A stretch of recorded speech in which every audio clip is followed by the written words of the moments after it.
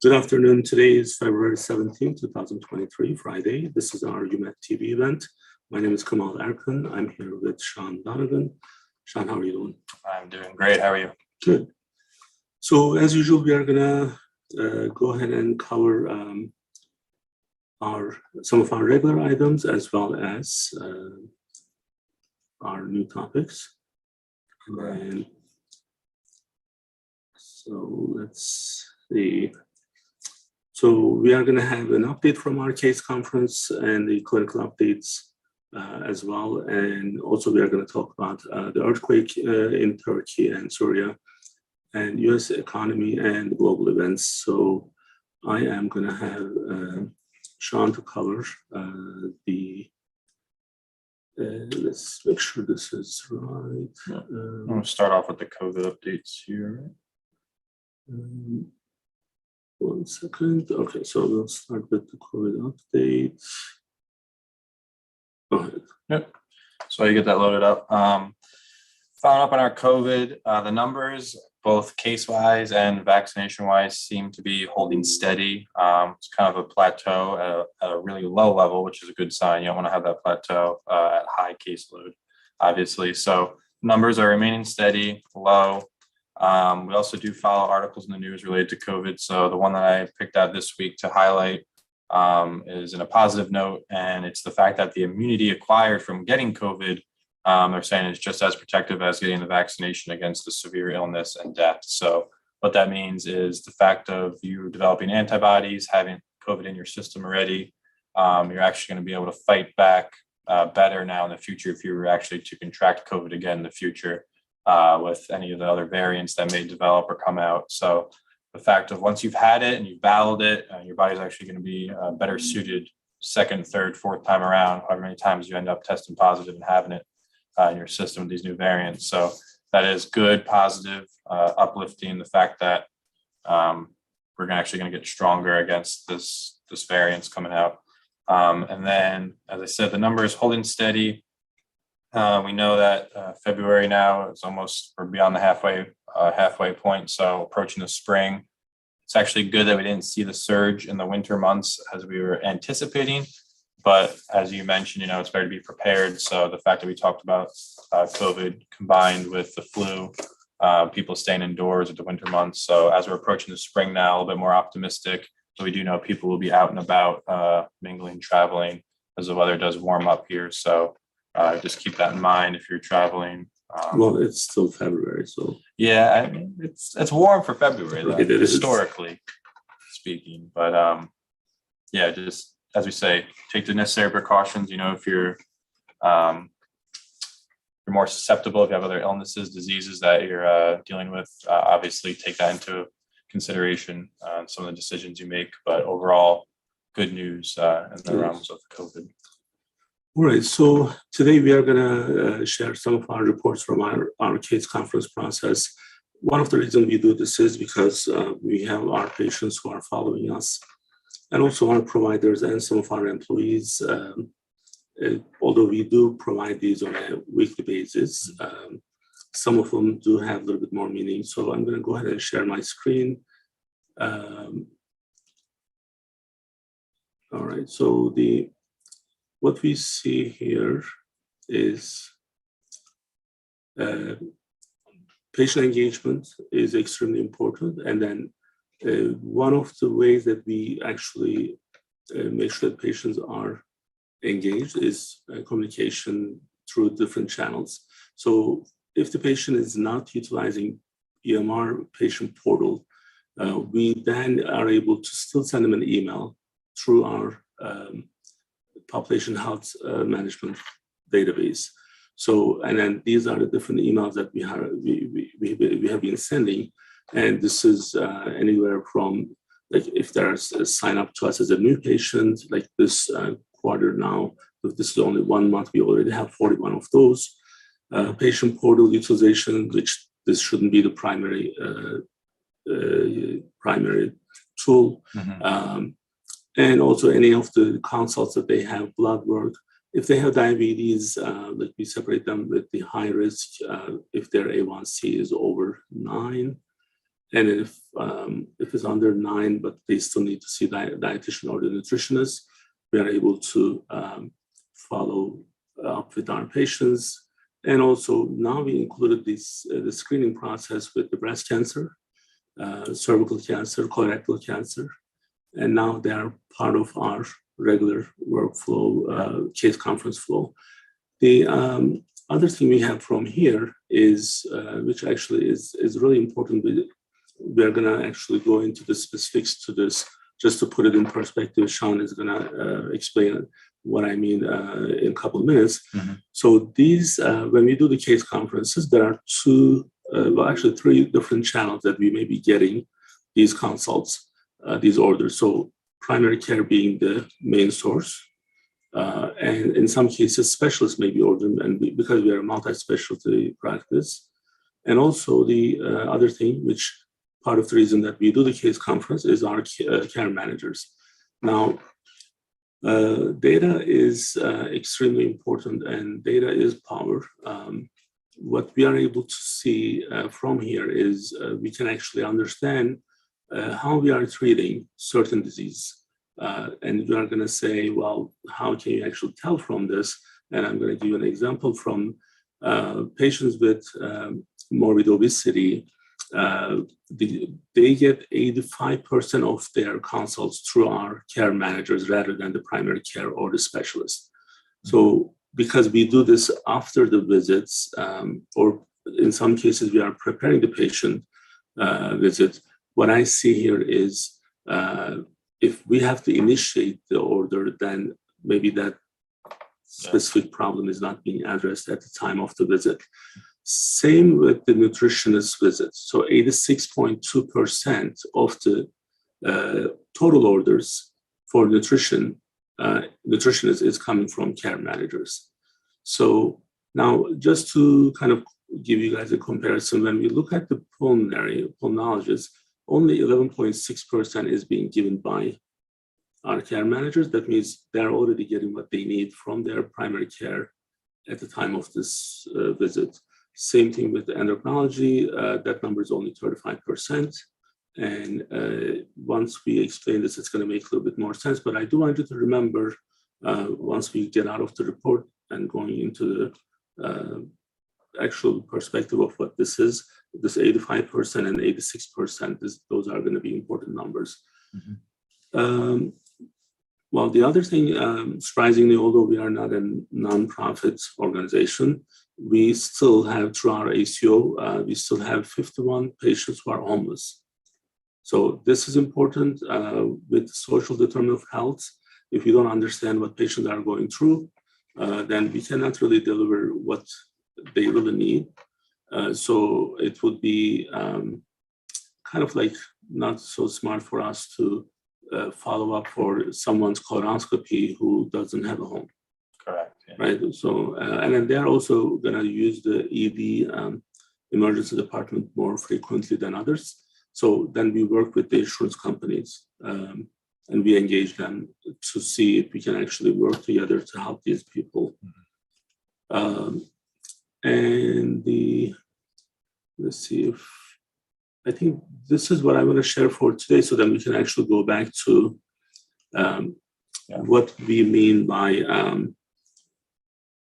certain diseases not being treated at the time of the visit, but then from the central office with our care managers, we are able to initiate that. And we discussed this topic last night in our ACO meeting, but I thought it would be important because patients also need to understand what we are going through. Yeah.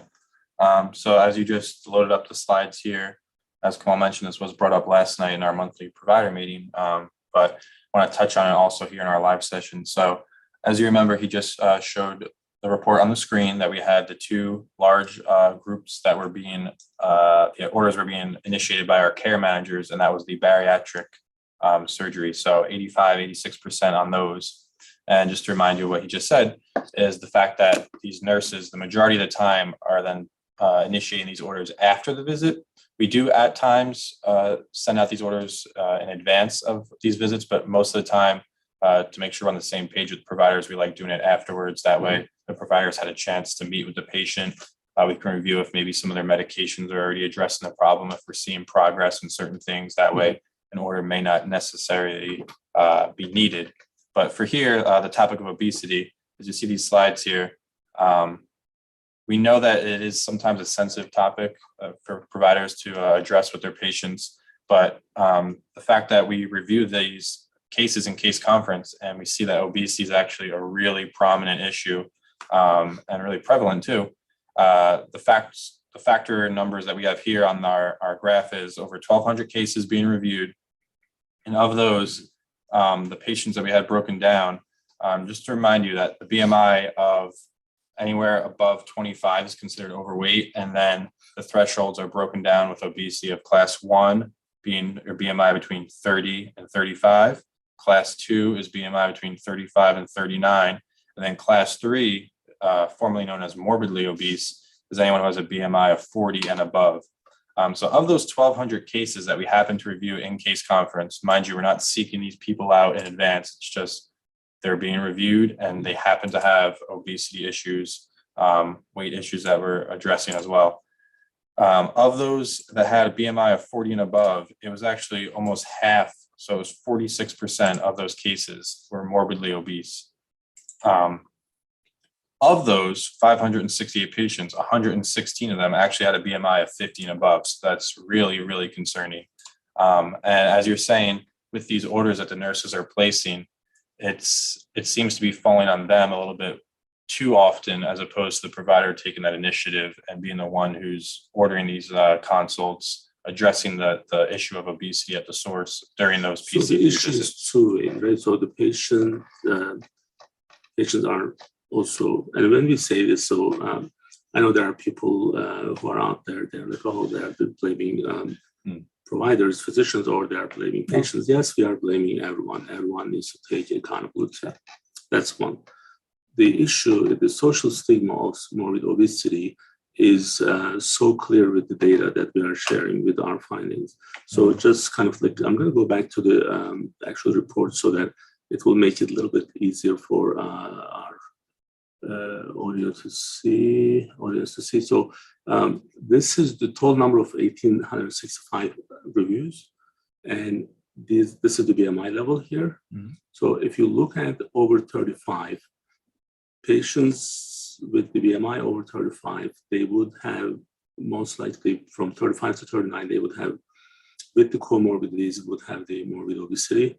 But look at the percentages here. So this is 20. So here's 20%, 22, 12. So it's almost 60+% is has morbid obesity, and then this is not a special group of patients that we are actually working on. So this is like A random patients, random in a way that we still have the high risk, but it's not limited to morbid obesity, mainly with diabetes, hypertension, cardiology, COPD, psych, all those issues, we actually, those patients will end up. But one common thing that we see again and again and again is morbid obesity.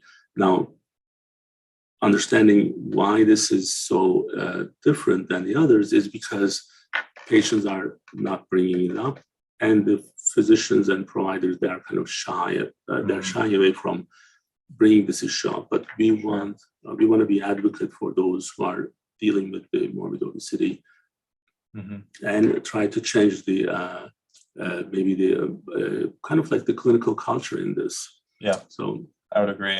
Try to get the conversations to be a little bit more comfortable, and also from the approach you're saying, some of these slides that are being presented, you'll see how many comorbidities are actually associated with obesity. So, addressing obesity is going to help, their hypertension, CKD, all these other various conditions that they may be facing. So to shy away from it, like we're saying, is not going to be a sustainable approach, especially if it's this type of disease is something that can, exponentially get worse if it's not treated initially or early on, and the right interventions are taken. So just want to put the spotlight back on that as a topic. Absolutely. So one other report that I forgot to share this is why we want our patients to be more engaged. And like the reason I started with the emails is because the group that you see here, these are patients. Let's just scroll back for a second. 1 second. So there's, it's just a record ID, but I'm going to take this other thing off. 1 second, please.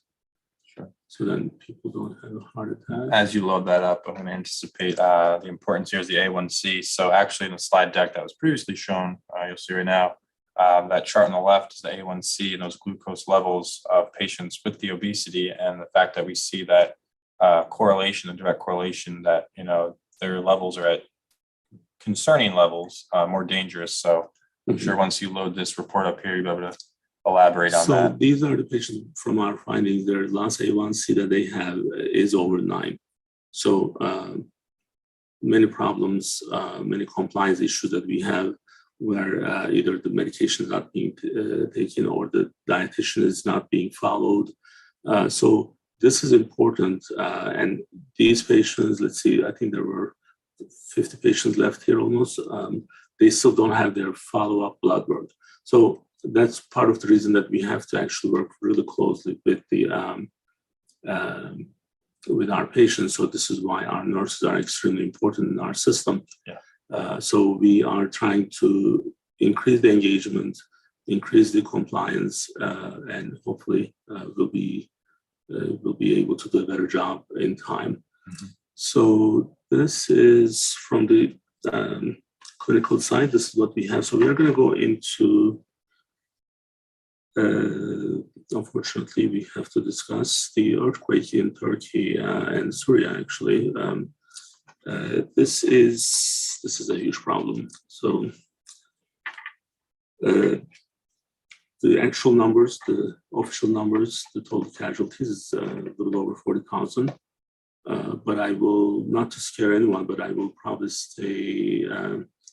stick to what I believe the actual number is. That number is going to be close to 300,000 because they cannot actually reach out to everyone yet. There's still a lot of people missing. A lot of people missing. So exactly. So because of that, this is going to take a little bit more time for us to get to where we need to be. Now, as United Medical ACO, we will be starting a fundraising with our providers, physicians in our network. We, from the corporate level and the personal level, we already started the donations, but they need a lot more. So and I was trying to get into this last week, but it's time is kind of like sensitive, and it's not an easy one. Everyone is trying to actually find out where their friends are, families are, and also they may be personally in trouble already. So, but the issue is the jeopardy of another earthquake is not gone. So just because we had one doesn't mean that we won't have another one in 2 weeks. You saw two in that same event. So, but I mean, the different parts of Turkey. Actually, the part that I'm more concerned, not necessarily because of any other reason other than there are more people in a very small area, is Istanbul. Istanbul already had an earthquake. The latest one was in 1999, if I'm not mistaken. And then since then, what has been done or how much progress they have, I don't know if there's enough work, preparation is done. So I want to explain something to you, Sean, and then through you for the other people. Sure. So every time we have crises or situations, I have this very simple chart that you probably have seen it. The title usually is current situation and ideal state. So, and you can use this for anything and everything. So very simple.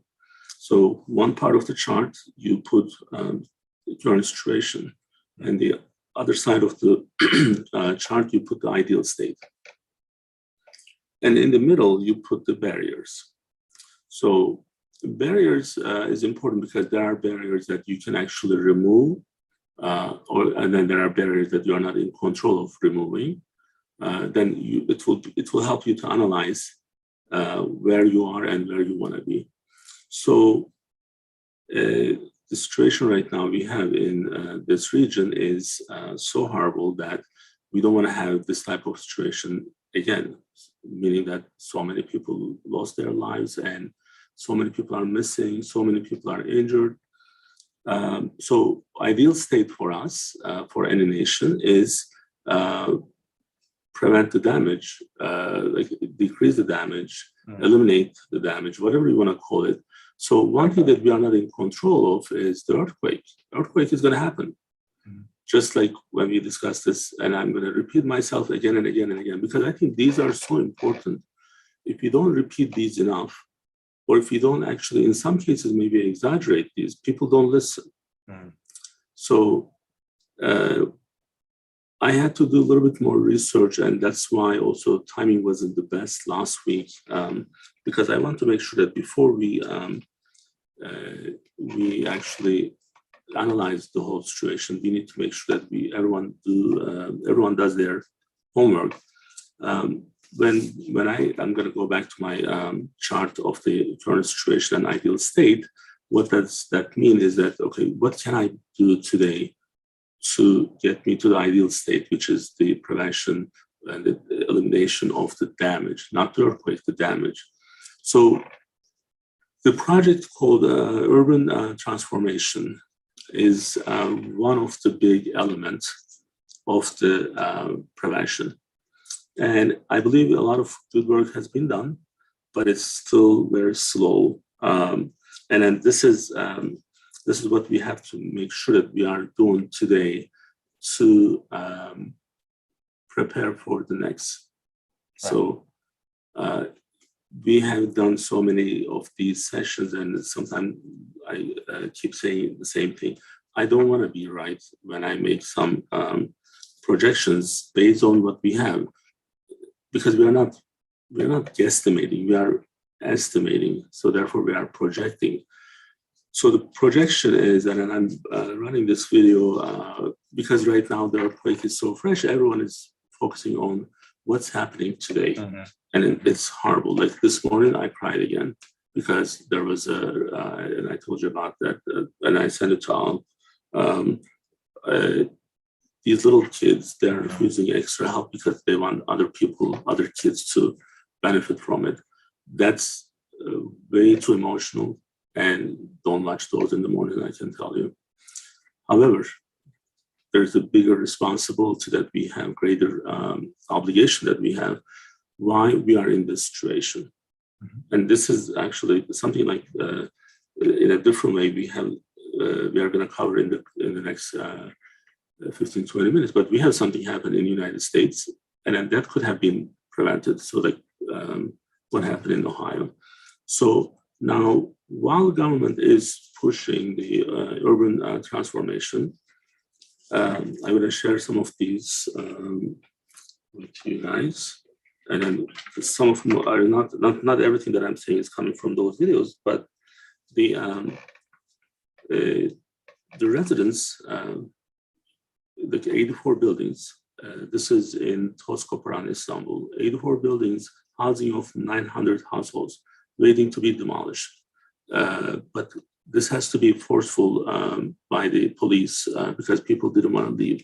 So what I'm trying to say is that when you are trying to improve, and we know that there has to be consequences, right? So we know that we have to go through some pain to prevent and eliminate the bigger pain. But government, they were actually fighting with their own people. Yeah. And these videos are 2-3 years old. All those people, they're upset because their homes are being renewed. And then now during that time, they have to go through some process, yes, but then it would be worth it. It's going to be worth it, right? So some of these,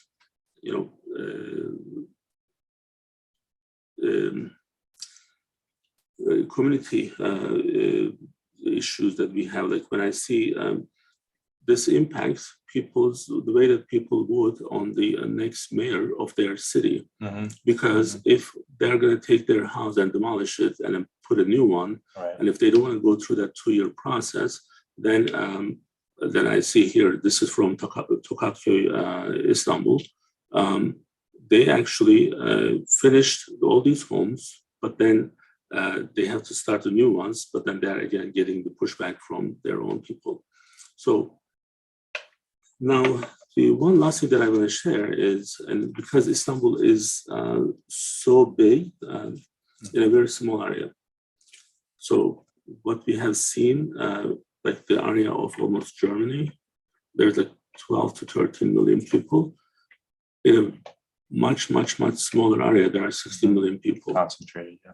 So, right, so this is, when I see this actually is recent, 2022 and 2023 budget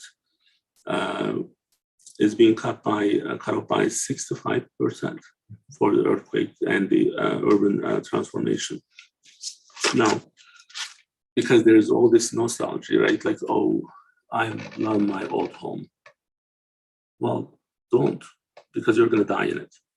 So let the government do what they need to do. Oh, we have so many memories here. Well, yes, but it's time to move on. So if you are trying to make this so difficult, then we all have to take accountability. So government is not a different entity. Government consists of people like us. So they just choose to work in that section versus we are on this side. They do stuff on our behalf, but doesn't mean that you are giving up the full control. You need to take in charge of your life. So when all these projects are happening, and Istanbul is the big one where the devastation is going to be a lot more. One estimate is saying that close to 400,000 people may die.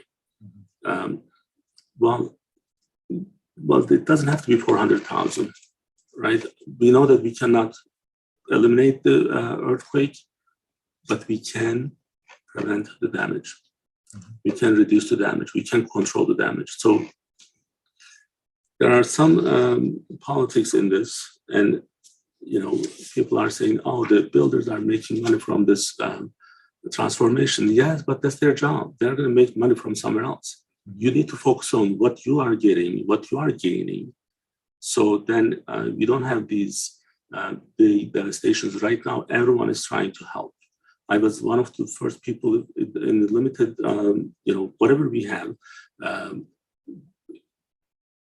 I was one of the first people who tried to reach out financially, but this is not something that we can actually afford as long term. Right now, what's going to happen after this earthquake is even more devastating because there are so many people, they lost their homes. You need to build new homes, do so much other things, and it's going to take so much time. Prevention is everything. So I know some people are going to listen to this and then they're going to curse. You know what? They can talk to the hand. But those who are smart, who would actually understand what I'm trying to say here, there's not much time to lose. We don't have time to lose. So we have to act now. Now, this is not limited with earthquake only. Another issue, you want to go to that? Yeah, I was going to say, looking at a more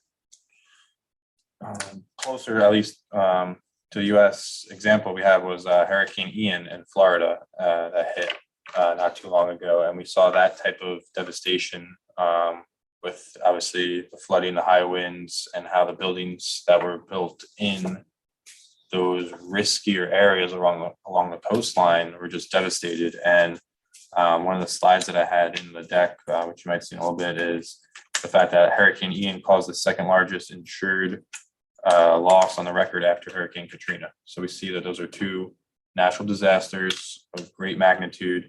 And Hurricane Ian here, the fact of between 50 billion and 65 billion in damages were recorded on that.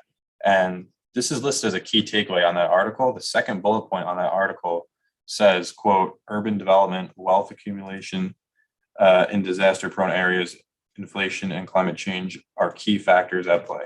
So that's literally what we've been talking about, the urban development, the fact that it's all concentrated in these high-risk areas that are prone to devastation. And it's almost like you're literally gambling financially with the cost of repair, but also with people's lives on the potential outcome if something were to happen. And we see that it does from time to time. Like, it's not that, oh, these are once in a century where something happened, we had a storm. It's there's many that come. So it's something to pay attention to, something we've been talking on, and something that you're saying you need to act now. That way, years down the road, the action that you put in now, the work that you put in now, dedicated, you'll see the benefits, you'll see the dividends come out in years from now down the road. And again, the problem is we don't know when it's going to be back again.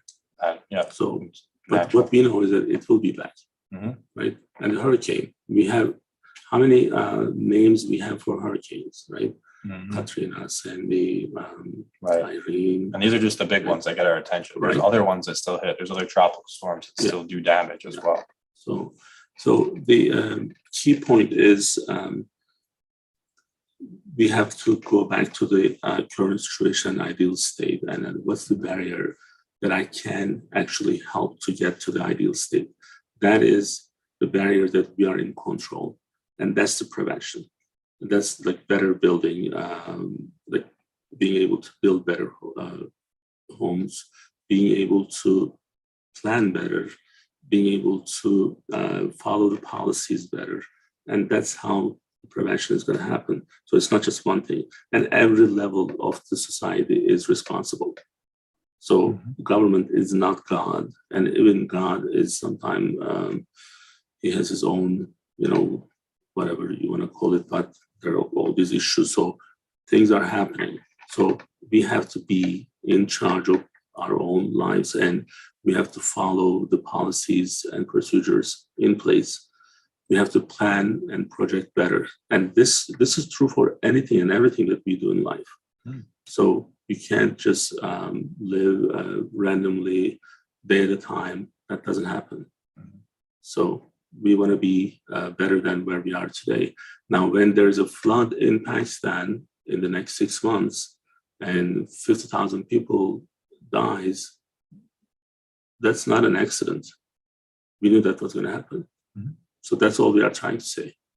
So now, similar to this, but a little bit different, you want to talk about the train? This one is kind of interesting. We know that there's been relatively limited news coverage on it. Obviously, there are still enough reports and articles out there, but what we have is in Ohio, the derailment of the train that was carrying these chemicals that then obviously when combined and released to the air, this toxic air pollution now spanning a great distance in the air for the people of Ohio. And we know there was some evacuations for the immediate area, but there's been a little bit of criticism on the government's response and how serious they're taking that, the air quality, if it's safe to even be in these types of environments, if there's, we see the livestock dying and those risks. So this happened in the East Palestine, Ohio? Palestine, yes. And then it's 2 weeks now, right? The issue is not the accident, I guess, right? So issue is like how we actually handle what happened after the accident. Yeah, the response and kind of, I wouldn't say lack of seriousness, but if you have this is named, it could be like one of the most serious U.S. environmental disasters in U.S. history. And the fact of, I guess something to compare it to, if you remember like the BP oil spill and how everyone was concerned about the environment, all the animals and the damage. Similar right now, but there's a lot of people in that area too that are being impacted. So like I said, there are livestock dying, the air being polluted, and I guess just the seriousness is not there on what people I guess were anticipating.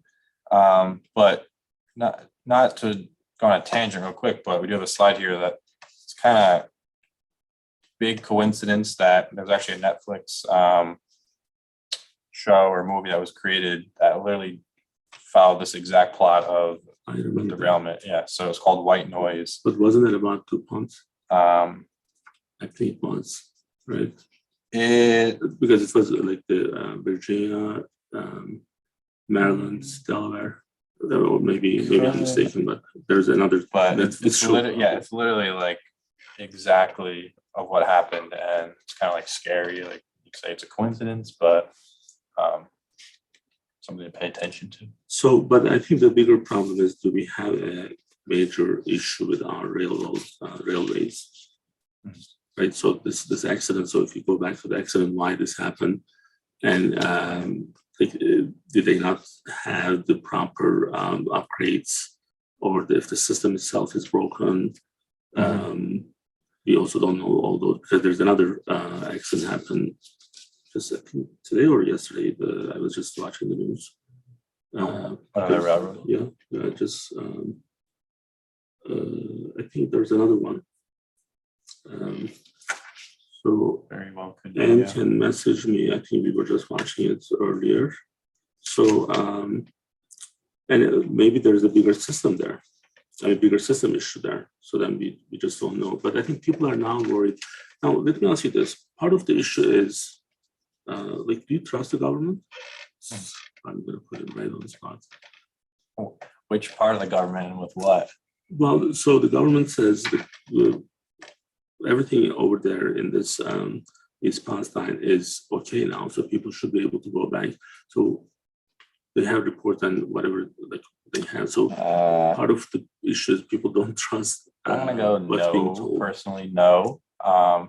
Obviously, it's a different realm. We're talking about nuclear, but you look at it like this type of disaster, like in Chernobyl, when you had the entire city, they said, "Oh yeah, you'll be good to go back in a week," and the people, years later, no one's ever gone back to that area because it's still inhabitable with the nuclear radiation. So would I run back in if I lived in this town and they told me a week later I was good to go back? No.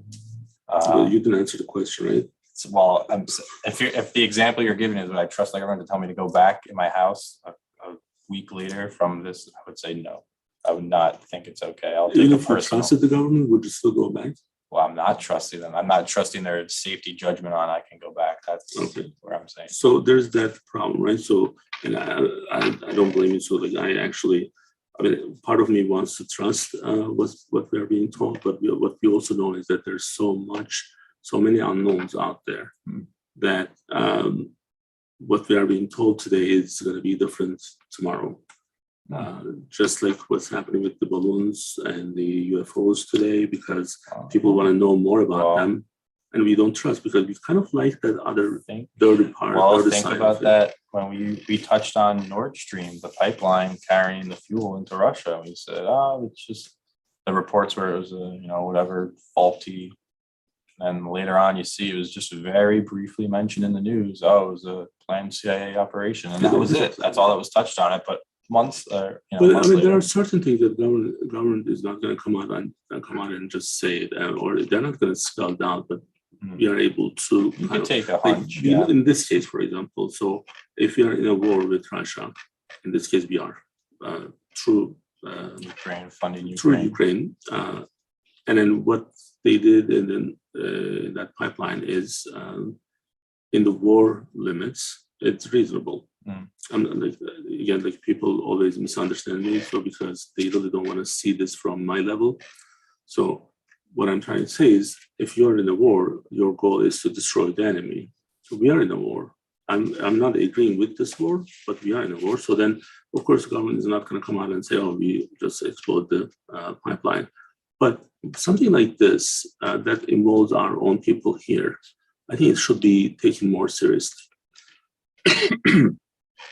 If the issue with the chemicals are not this is not a joke. So it's not like you are going to mess up someone's order at a restaurant, so then they're going to be so unhappy about, right? So this is about their lives and their kids' lives and the environment itself.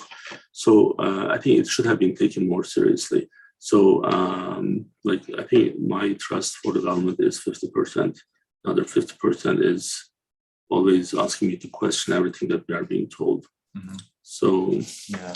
This kind of reminds me, I don't know if you've ever seen the movie Aaron Barakovich, but yes, Julia Roberts and the big corporations were kind of paying off the pollutants that were in the water, and it was the people in that town who suffered, and they knew about it. and that's a real story. Yeah. That was based on a real story. Actually, Yeah. that's a good example. So I wouldn't put it past something like this to be, the financial gain that we could. Yeah. So all right, what else do we have? So what happened at UD? Something with Biden? Yeah. So you're from UD, so this is your... The FBI, they're searching to see if there's any more those documents that may have been stored at any of the department But what buildings. does he have at UD though? Like why Biden stuff would be at UD? I know he went there, obviously, but I don't know if he's... Like he still has a dorm room? Like what does he have there? I don't know what particular buildings that they were searching for, but I know when you went back to the Corvette example on how loosely he was, He doesn't remember everything. Yeah, so the dementia is really bad. He was here for the commencement speech, last graduating class, so who knows what's stored where. Everyone always wants to break into the records and see, but I guess it's good they checked. Apparently, maybe he has an office or something. Well, he has the Biden Institute on campus, so it's the building. But he doesn't own that, so that's just his name. That's named after him, right? Yeah, but I don't know if he has access. Maybe John Donovan knows. Maybe he'll text me. The Biden Institute, yeah. I drive past it. Good landscaping. And that other accident, the train is south of Detroit. So there's another one. Thank you, Anne. But yeah, I don't know if they're looking in the library or this institute or what, but obviously he has Did they ties. find anything? Not that they announced. So I guess if they didn't give Trump so much hard time, so it wouldn't be so big of a deal. They raided the right. Mar-a-Lago, yeah. Yeah. So. All right. So now one of our favorite people, Elon Musk, was in the news, and apparently there's a summit called World Government, One World Government Summit, right? Well, actually, the World Government Summit. So then he was talking about one world government, and he was saying that this would be a disaster for humanity. So, when Elon says something, we kind of pay attention. Although he's also a little bit crazy too, so you have to be a little bit more careful with him as well. But I think I like the way that he was able to explain this. So why it would be so horrible, because when you take the diversity away from any type of environment, then you'll have just one kind of everything, and then there's no competition. There's no thinking outside of the box. But what else did you find? So his name is Klaus Schwab, and back in '71, he actually founded the World Economic Forum, and that's this event we're seeing here with the World Government Summit. And he was a speaker at it, and one of the things that he talked about was those who, let's see if I can get the exact quote right here, that way I don't misspeak. He said, "Those who masters technologies in some way will be the masters of the world." And taking that into the theme of one world government kind of makes some people alarmed, especially if you're also considering the AI technology advancements we're seeing lately, like, for example, the chat GPT that's coming out. And the fact that you're saying if you have just one, I wouldn't say group, but just one entity that's controlling things, and there's no, like you're saying, no ideas from outside of the box, there's no competition, sort of like monopoly, where the quality within, the fact of no one's trying to come at or challenge any of the ideas, the quality within is what Elon is saying is what would actually lose its value over time, with no competition. But I think you can take certain things away in order to be the one government. If I understand this correctly, so then I think the reason they have this is for creating better future for humanity. Well, that's different for a lot of different groups of people. Yeah. So what's better for humanity is different for if you live in Africa versus if you live in Europe, right? So the priorities are different. So how are we going to actually even bring them closer to each other? Which that's why, like, what I see here is that you can't really just have one way. It's the monopoly almost. Like the idea of the monopoly is the same. So like we have like one hospital system here in Delaware, and it's a giant hospital system and doesn't allow like the private practices to stay in business. Right. So unless we all got together, which we did, and then stay against this big system, then we would be part of that system. And what we are doing actually is helpful for the society because we are able to do the same service, sometimes with better quality, but a lot cheaper.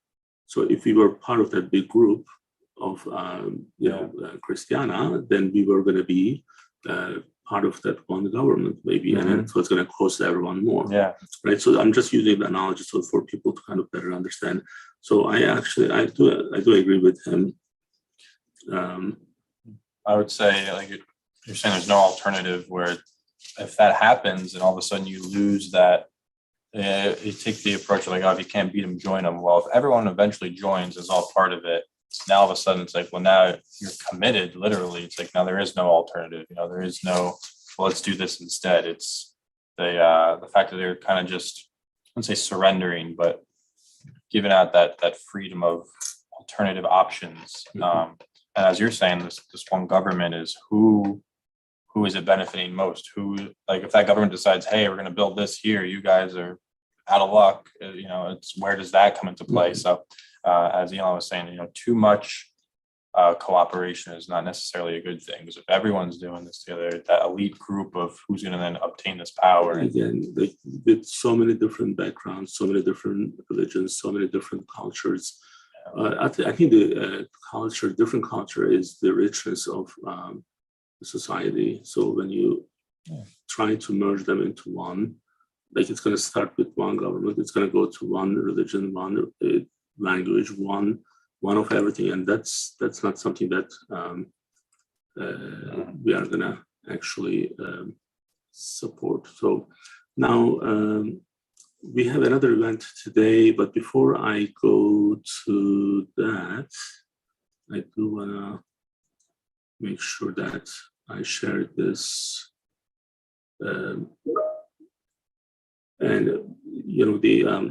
Earlier I got a message from John saying that Biden does not have an office at UD, but they are looking into documents at Biden Institute and or the school library. Maybe he was hiding stuff there. So, well, I don't want to make my neighbor too upset. So, okay, now going back to before we close actually today, the issue in Turkey and Syria is beyond real. Like it's unbelievable what's happening, and at this point, they're going to need help for a long time. So this is the official site for the donations. This is the organization called AFAD. They work directly with the Turkish. They're part of the Turkish government, and it's a safe place. You can find the link on my Twitter account as well, or you can just search. But this earthquake it's going to take years and years and years to recover. So what's happening today? Everyone is kind of worried about what needs to be done today, but the real challenge is starting now. So I want to make sure that everyone can actually help as much as they can.